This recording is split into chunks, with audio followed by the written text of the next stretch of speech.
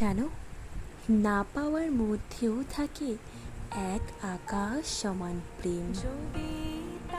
মানে পাওয়ার মধ্যে যেমন শান্তি থাকে, না পাওয়ার মধ্যেও ঠিক তেমনই আজন্ম। তার সফলতা, তার স্বপ্ন পূরণ আর তার আশেপাশে চলা, তাকে তার মতন প্রাণোচ্ছল দেখে চোখ জুড়িয়ে যাওয়া।